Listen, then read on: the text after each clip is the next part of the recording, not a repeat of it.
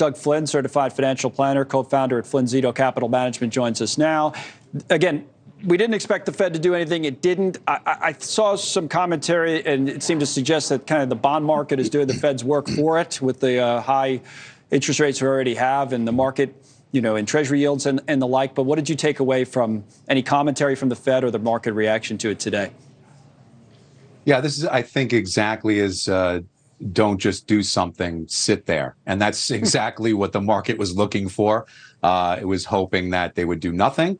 And there's only a 25% likely, 25 to 30% likelihood that the market is expecting a raise in rates in December. So if that holds true, then things are looking better for interest rates, maybe settling in. And then we get to the point where they pause officially, and then maybe there's some cutting going on next year. I did take away that when somebody asked him about cutting rates, he said he wanted no part of that question. So that's way off, but it was interesting to see how it played out. So Jay Powell, the Fed chairman, just completely dodged that question. That's interesting. Now that he holds these news conferences, we get an idea to sort of find out what he's thinking, but as you say, maybe not all the time. I have a couple of other business-related stories I want to squeeze in here today, Doug, if we can. One was, a lot of people know the company WeWork. It became very, very popular years ago. These shared office spaces that they came up with, and they had this, I guess, charismatic founder, you might say, and this guy, Adam Newman, who was ousted from the company 3 or 4 years ago. But anyway, it was worth almost $50 billion in the market at one point, just a little bit less than that.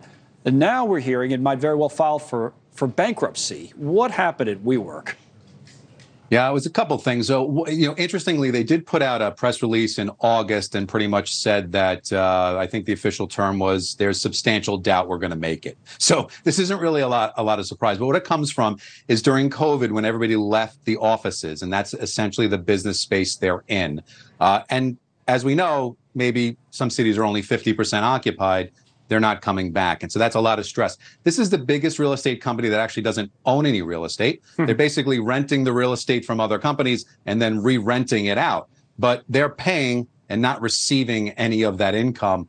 That's just a recipe for disaster, which is why they have huge losses. And if something doesn't change, it's kind of game over for them. The other story I think to me at least illustrates how sometimes one big story has a trickle-down effect on other companies and people in an industry. So, for example, the UAW strike, we've been following it very closely. It settles up in there, but the unions really seem like they got a big win. Then today we hear from Toyota. Toyota was have a bunch non-union workers here in the United States raise their wages so it seems to me at least that Toyota is saying to themselves, we want to avoid this unionization completely. We don't want them coming in here, so we better boost this pay a little bit. What'd you make of that from Toyota?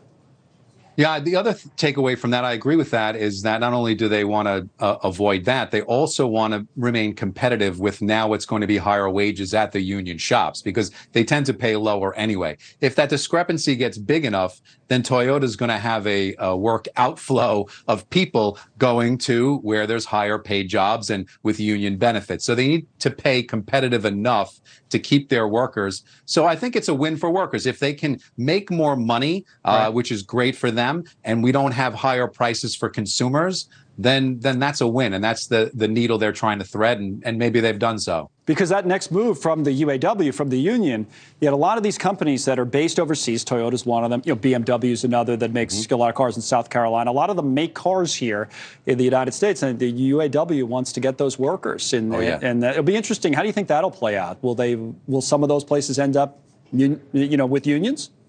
I don't know. I think the bigger thing that I'm looking at is whether or not they make their inroads into the EV area. All these companies are trying to build that. Yeah, or even like within their own companies, like as they're trying to shift to more EVs. But I mean, the demand for consumers on EVs is dropping like a rock. So that's another game that they're going to have to try to figure out, like how much resources and money do we put into that, and do we allow all those workers to shift over there? And then if those become losers as part of the organization, now we've got all these people over here who are paying those wages, which is why the companies didn't want to include EVs to begin with. So I see more of that, maybe more than Toyota or one of these other companies going union, but you never know. I think if they make the wages high enough where the spread isn't that big, it may not be worth it. But that's probably why they raise their wages. Take away the incentive. It'll be interesting to watch how all this plays out. Doug, as always, thank you. Doug Flynn on that.